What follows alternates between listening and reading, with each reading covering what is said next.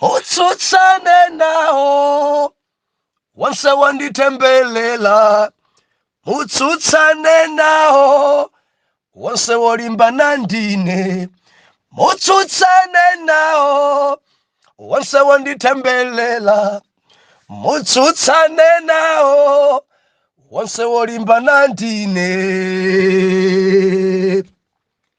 Ndikulandileni okondedwa omvera konse kumene muli.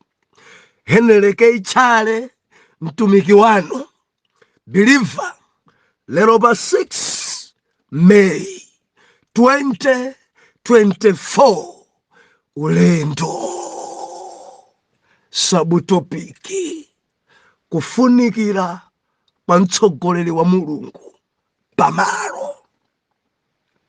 Believer, kumene tikuloweraku tichita mopasa. Tufuna tintenge Israeli tifike naye mpaka na Kanaani. Ndaiwoneka kuti ntchito injaikulu kwambiri. Believer, mvomerezeni tichite mopasa kwambiri kumene tikuloweraku mpaka na tifika m'buku lija la Joshua kuti Israeli afika malo awo. Ndetifuna tione zidatha bwanji mu ulendo umenewo, adayenda bwanji m'chipululu mmenemo. Ndi passage yabwino, ndi phunziro lokoma kwambiri. Ndinako kutsimikizika mtima kuti tidalitsika komanso tinenepa chifukwa mabhuku ndi awerengedwa. Tichita mopasa bhuku lija la Numeri tidusa mmene muja, Deuteronomy tidusa mmene muja, mpaka na bhuku la Joshua mpamene tikumona Israeli akufika Kanaani. Mwana Mulungu tinenepa endi tiyenda ndi ndidi. Lero tikuwerenga chapter number 32. Mtsogoleri ngofunika pamalo. Mtsogoleri ngofunika mtsogoleri. Believer, tinasowana masiku yawiri awa. Kona la munda. Saturday napita kuchiwawa nkubwerera. Sunday dzulo kuchiwawa kopempheranso nkubwerera. Haleluya. Tapambana, tagonjetsa. Tupembedza Mulungu wabwino kwambiri amene nthawi zonse amakhala side ya ana ake. Tikamasoeka timakhala kona lija. Believer, kuli ntchito. Kuli ntchito. Kufunika udzala. Kuli ntchito. Kufunika kalozera. Kuli ntchito. Ora dzuyabwa. Believer, dzimafika pena dzoyabwa nkumayabwa tikugwesa tikugalauza. Kumamba kulemekeseke kwambiri chifukwa Biblia nakuti antchito achepa. Auchepabe. Mundo ngwakulu kopya. Moti dera lina lija Believer sida yambidwe nkomwe. Dzuka, kangalika pa munda wa Yahwe. Haleluya. Tinasiyana sabata yatha ponena kuti kumuopa Mulungu. Dziko kuchitika phada endi zonsezo zochitikazi yankho ndalipeza anthu Mulungu sakumuopanso. Akusawera pamaso pa Mulungu. Kumuopa Mulungu palibe. Ndiye Moses adauzana Israeli. Anena yekha voice kuti mumve. Mphezi ikugunda kung'anima chindima chachikulu. Mulungu anena ekha kuti kumuopa kupezeke pa mbumba ya Israeli. Pamaoneka phada musachimwe. Anena ekha Jehova ndicho linga chakuti mumuope. Believer, dziko langa ladzadza kwambiri anthu amaopa zibusa. Amaopa bishop. Anthu akamva abusa ndekuti sizikhala bwino. Akandimvera bishop sizikhala bwino. Kuti kusakuopa Mulungu, akuopa kuti zochita zawo akazimva bishop. Believer, nimati ndilize pherere. Chitani mantha ndi Mulungu. Chitani mantha ndi Mulungu. Ora abusa mukwabisira choncho. Mulungu akuona, Mulungu akuona, Mulungu akudziwa. Mukamuopa Jehova, mukamuopa Yahwe, simudzachimwa. koma mukaopa abusa muchimwabe chifukwa nthawi imene abusa achokapo muchita phada ambiri chifukwa chopa amunawo, ambiri chifukwa chopa bwana, ambiri chifukwa chopa patsogolo saopa Mulungu. Wapatsogolo akachokapo amayenda moyo wauchimo. Ndi angati ndikulankhula nawo amunawo atachoka chifukwa choti amaopa amunawo, pano moyo wawo udasakala. Wina kwafunsa amunanga ni maopa kunguti akumvere kuti iwe ndine tikugonana, amunanga akuumbira. Mukafufudza mzimayi sakuopa Mulungu, akuopa amunake. Amene akuopa ndi amunake. Nkhani kungoimva kwa ya master nkhani kwaya andithotholamo kuti kuchimene anthu akuopa munthu mzawo osati Mulungu. Kwaya master ndi ndani? Akulu ampingo ndi ndani? Mmaopa akulu ampingo koposa Mulungu. Moses akuti anena ekha, agunda ekha yawe, ziphaliwali zaphulika, utsi mwachita kuona, ndi cholinga chakuti kumuopa Yehova kupezeke pa inu. Mulungu akufuna timuope. Munthu amene amaopa Jehova amapewa uchimo. Munthu amene amaopa Jehova amakhala odzichepesa. Munthu amene amaopa Jehova amailemekeza banja lake savula wamba. Opa Jehova salambira mafano. Opa Jehova sachita phada. Opa Jehova sachita chinyengo. Opa Jehova amamulemekeza, amaenda mawu. Mumamuopa Yehova. Mumamuopa Yehova. Pena mumaopa neneni kuti adzandona. Mumamuopa Yehova. Afrika muopeni Yehova. Afrika njenjemerani pa Yehova. Afrika pewani uchimo. Afrika mpembedzani Yehova munsimu nchonadi. Afrika Jehova afuna kuti timuope, timulemekeze, timpase ulemu. Ambuya tithandise. Biriva lero ndili katundu lero ndili ndi katundu, Mulungu andisenzesa zinthu lero. Haleluya. Tikuyamba dele wiki imene mwana Mulungu. Mtsogoleri wa Mulungu ngofunika pamalo. Mtsogoleri. Biriva mtsogoleri ngofunika. Chapter number 32 cha buku la Exodo. Biriva kuchokera 20, 21, 22 kudzafika pakati pachitika zinthu. Pali malamulo amaperekedwa nsembe, malamulo apazowera, malamulo pa akapolo papanenedwa zambi. Nditadzona kuti tadzikambirana kale ngati lamulo. Now, Moses Mulungu amuyitana. Moses ali mphiri. Biriva panafika pena mpaka na Jehova adachita kupatula. Ndufuna awa ayandikire kwa ine abwere mphiri. Mpaka na Moses adakhala mphiri masiku ambiri. Tili pamenepa masiku adachuluka. Tili pamenepa chidachitika nchani atakhala okha. Tili pamenepa Biriva lole kuti ndiwerenge. Atakhala okha mtsogoleri atachokapo chidachitika nchani pa ana Israeli. Chapter number 32. Buku la Exodo. Mau otsogolera pamwamba akunena kuti fano la mwana wa ng'ombe. Biriva fano la mwana wa ng'ombe. Pakuchitika nyansi apa. Pakuchitika zoipa kwa mpiri apa. Ndifuna ndiwerenge mopasa. Pacha ndairana kuti kupita kutichita mopasa mwana Mulungu. Koma tidzisankhula minofu. Biriva tikutenga minofu mpaka na buku la Joshua. Kungutenga minofu koma mapase Jose okhudzana ndi ulendo. Tili pa ulendo sayiwale mwana Mulungu.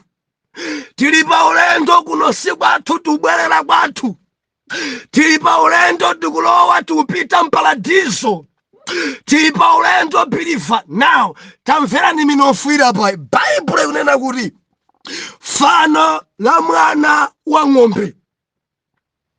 Mwansanga kwambiri ndiwerenge verse number 9. Biliva nthawi sili mbali yathu. Oh hallelujah. Koma Mulungu amene andidabwitseni. Munati iyambe 7. Ndipo Jehova anati kwa Moses, muka tsikatu, pakuti anthu anakwera nawo kuchokera m'dziko la Igupto, wadzipsa waparuka msanga njira imene ndinawawuza, wadzinyengera wadzinyengera mwana wa ng'ombe namgwadira namphera nsembe nati, si milungu yako Israeli imene inakukweza kukuchotsa m'dziko la Igupto. Verse 9. Ndipo Yehova anati kwa Moses, ndapenya anthu awa, taona ndiwo anthu opulukira, ndipo tsopano ndileke kuti ndipse mtima pa awo ndikuwatha, ndikukuza iwe ukhale mtundu waukulu. Ndipo Moses anapempha kwa Yehova Mulungu wace nati, Yehova, mtima wanu upseranji pa anthu anu amene munawatulutsa m'dziko la Igupto ndi mphamvu yayikulu ndi dzanja yolimba? Akanenanji Igupto ndikuti anawatulutsa choyipa, anawatulutsa choyipa kuti awaphe m'mapiri ndi kuwapha pa nkhope ya dziko lapansi. Pepani, lekani choyipacho cha pa anthu anu. Kumbukirani Abrahamu, Isaac ndi Israeli, atumiki anu amene munawalumbirira ndi kudzitchula nawo, ndi kudzitchula nokha, amene munanena nawo, ndidzachulukitsa mbewu zanu ngati nyenyezi zakuthambo, ndi dziko ili lonse, ndi dziko ili lonse,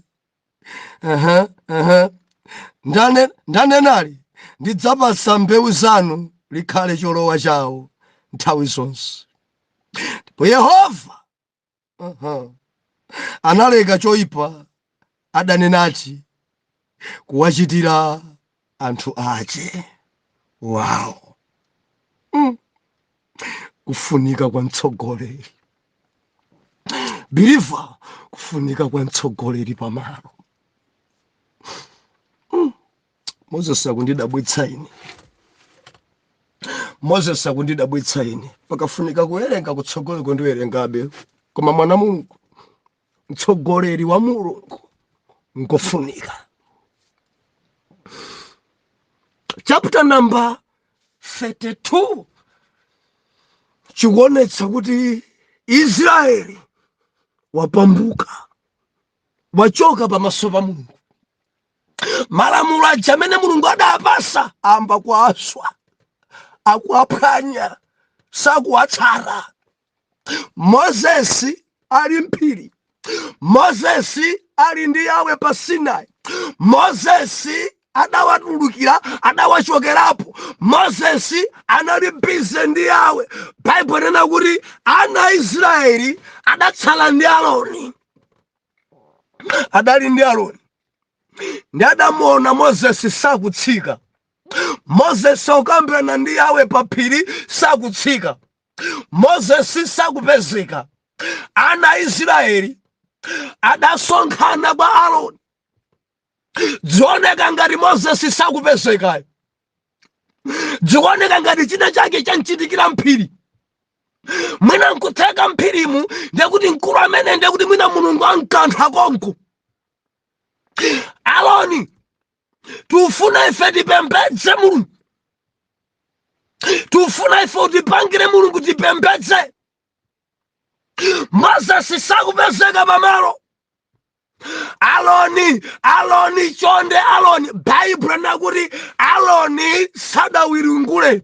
Aloni pompadauza anthu aja bweresani mphete zanu, bweresani zakuti. Anthu aja adamba kupereka zingwinjiri zawo, mphete zawo, akuti napanga chifano cha mwana wa ng'ombe, nayamba kuchilambira, nayamba kuchipembedza, nayamba kuchigwadira. Akuti apapa ndekuti adaphwanya lamulo lachiwiri imene adauza nakuti musayerekeze kudzipangira inu nokha fano lakumwamba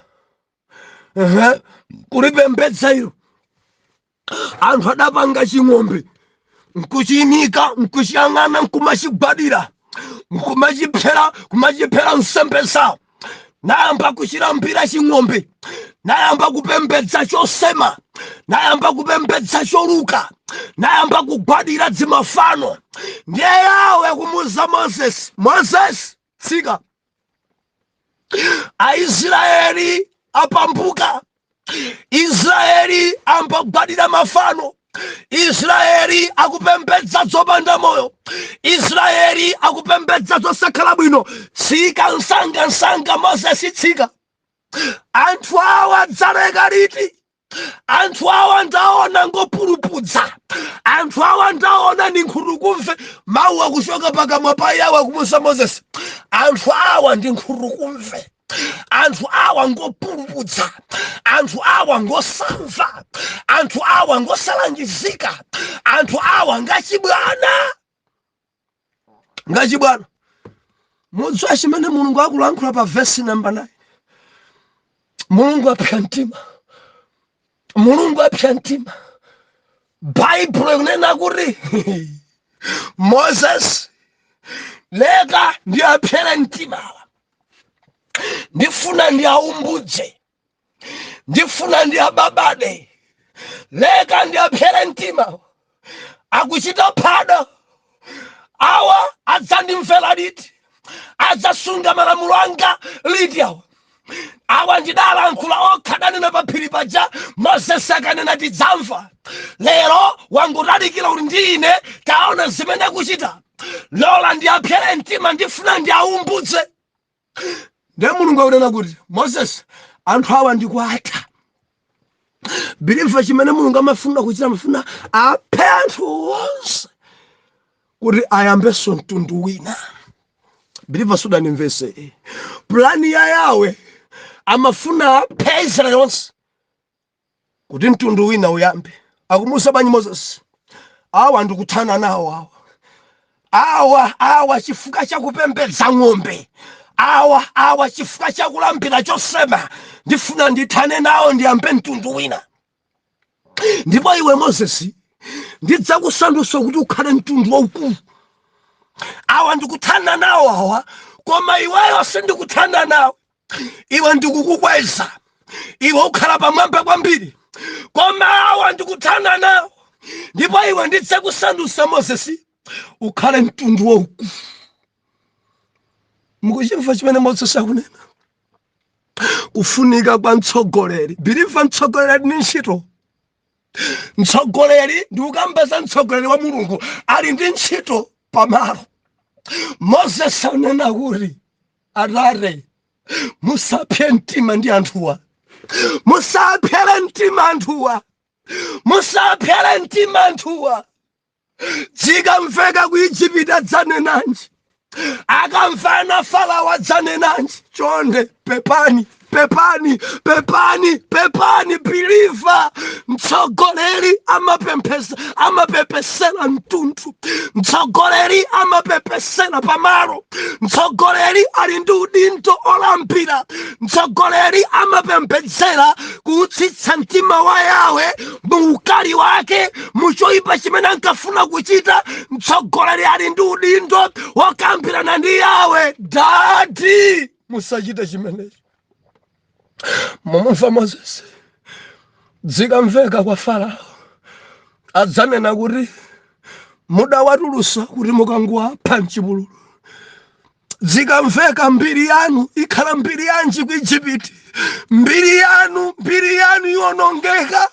Mbiri yanga yonongeka. Anthu anena kuti Moses sadabwera kudzatenga abale ace kuti akaphese. Ayi musarero. Ayi musarero, baba musarero. Ayi musarero, ndikumona Moses atapinda mawondo. Moses akupembedzera. Moses misozi kugwa m'maso mwake. Moses akulira pamaso pa Yahwe. Ndamva inde mundikweza, koma kundikweza popanda abale anga ndichabe. Ndamva kuti mutchukisa dzina langa, koma dzina langa itchuke popanda abale anga ndichabe. Ndamva kuti mundisunga ndi moyo, koma ndekhandekha abale anga atatha ndichabe. Nditumikira bwanji popanda Yahwe? Nditumikira bwanji popanda abalewa? Chonde tsitsani mtima. Chonde khululukirani pepani. Ndiye Moses anena kuti mukayang'anawo muna watha onsewa kwathidzimula. Ndikupempheni maso anu akhale pa Abrahamu. Maso anu akhale pa Isaac. Maso anu akhale pa Yakobo, Israeli. Mukayang'anawa. Mukayang'ana Mr. Chimtengo mumumbudza. Mukayang'ana Mr. Chimwala mumumbudza. Makhedwe ace ngopembedza ng'ombe. Mukayang'ana zimayi wa mafaridwe muononga. Mukayang'ana machitidwe a zibambo muononga. Mutu mwanu tangolingalirani za Abrahamu amene mudapangana naye. Mukumbukira zimene mudapangana ndi Abrahamu. Mudamuuza bwanji Yahwe Abrahamu? Esa mudamuuza kuti mbewu zako ndidzachichulukitsa. Esa mudamuuza kuti adzakhala kapolo komanso mudzatulusa nkupita nawo m'dziko. Tangokumbukirani za ana anu amene mudazitchula nokha dzina pa iwo. Mukayang'ana uyu muononga. Mukayang'ana uyu Yahwe muononga. Believer mafuna muone kufunikira kwa mtsogoleri wa Mulungu. Uwu ndi utsogoleri wa Mulungu. Utsogoleri wa kudziko kunali praise God zichitike choncho. Apeni ine bora ndikule. Ine bora ndilemere. Apeni alangeni. Ine bora mundisunga. Mwati mundisunga ine ndiananga. Adzakwana. Utsogoleri wa kudziko manena choncho. Ulibe Mulungu. Bora ngati iyeyo amulonjeza zabwino ena sawerengera. Kuti kudzimene zikuvuta makampani munthu utsogoleri wa umunthu. Utsogoleri wopanda Mulungu. Akamva malonjezano abwino pa iye amangoti okheza bwana. Ena watangwa pondani. Believer mukunimva kuti kuti ukampa ena pa kampani ena ndalama sadawonjezeredwe. Malema onse ogwira ntchito musi sadawonjezere. Bwana dango lalankhula ndi bwana wina. Chonde ndalama pano khangati zikuvuta. Nde iwe tikuwonjezera ndi 50%. Utithandize kuti anthu akakuwa udzithaonera nawo kuti kwavuta kudziko. Bora iwe takuwonjezera. Pompa matapo isiko kwambiri bwana. Ndiye sasa. Ndiyamayamba tsopano akulu kunja kwavuta. Olo madonalizi. Olo kunja kunsoza vuta. Pano palibe kuwonjezera. Bora ulipa ntchito. Anzanu kusowa ntchito. Mudziyamikira. Mudzithokoza Mulungu. Inu mukufuna kuwonjezeredwa pamene anzanu ganyu akuisowa. Mukachita mwimwi ena ntchito akuchoko chani mzungu. Muchoka pa kampani pano. Iyeyo atampasa 50%. Chintsogolero cha mizimu yoyipa. Chintsogolero chokupha anake. Chintsogolero choyipa choti ikhani mwangamu. Chintsogolero chosafunira anzake zabwino. Bora iye zache zaenda. Moses akuti ayi. Olo manena kuti mundisandutsa mtundu wakulu sindikuvomereza. Awa musaononge ndimafuna ndinene poyera pano. Mulungu adasankha Moses. Aaroni ndi m'bale wake wa Moses. Maitanidwe a leadership uli pa Moses. Aaroni ngotanthauzira chabe. Ndilizekwerere ku dziko langa. Mtsogoleri ndi mtsogoleri. Wotanthauzira si mtsogoleri. Tikambayima kulalikira ena nkumamasulira sisimatanthauzaso kuti omasulira ndi mtumiki ayi. Apa ndimafuna believe ndimvese kwambiri. Mayitanidwe ngosiyana ndi maphunziro. Ndipabwereza believe si onse asukulu nkuti adayitanidwa kuti ena kupita kumeneko chifukwa chakusowa kwa ntchito. Ndilizephelele ku makoleji amene tikuphunzitsa mawu a Mulungu.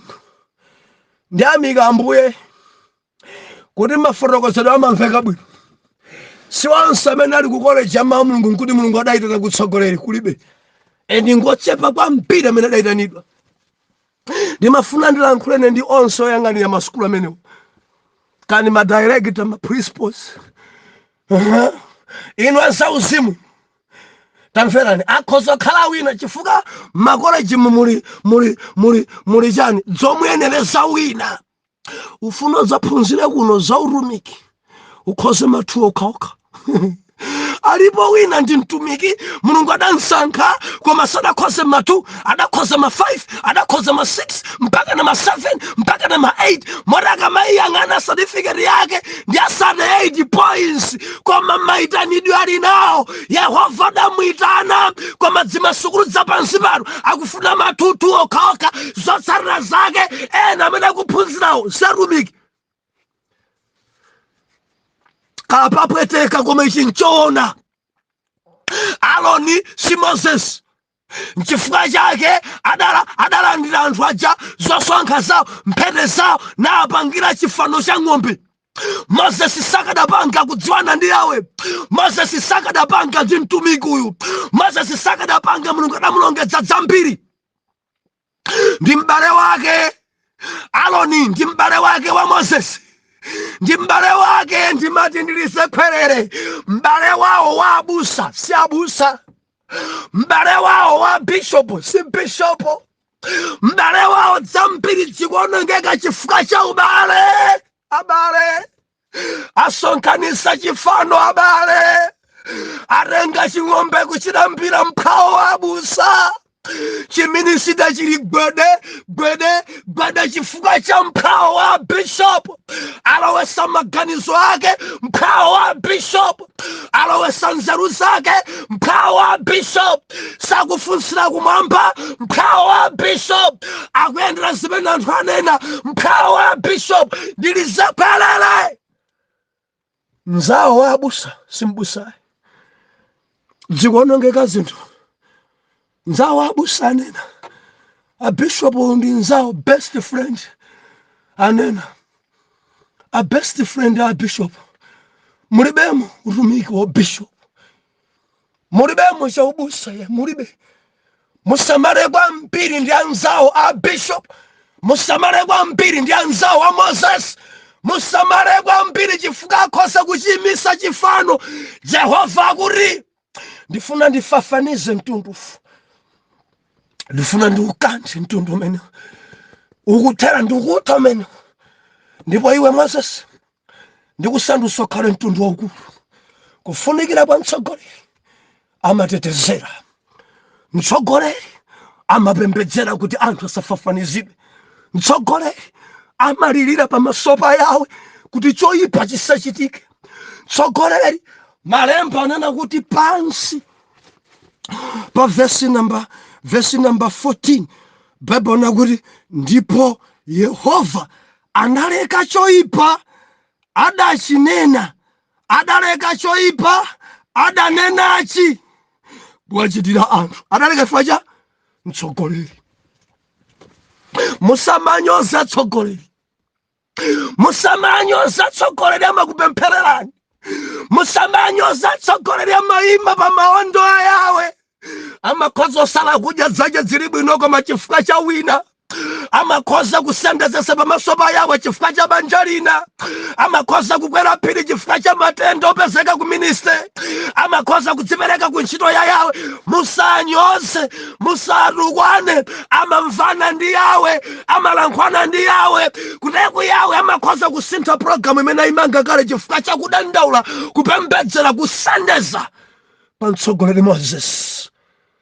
Akadapanda kupembedzera Moses, akadapanda kupepesa Moses, Israeli onse akadatha chipere mu chipululu, akadaphera pamene ponse, akadatha pamene. Ndimafuna ndilize kwerere, mtsogoleri pa moyo wanu ngofunikira.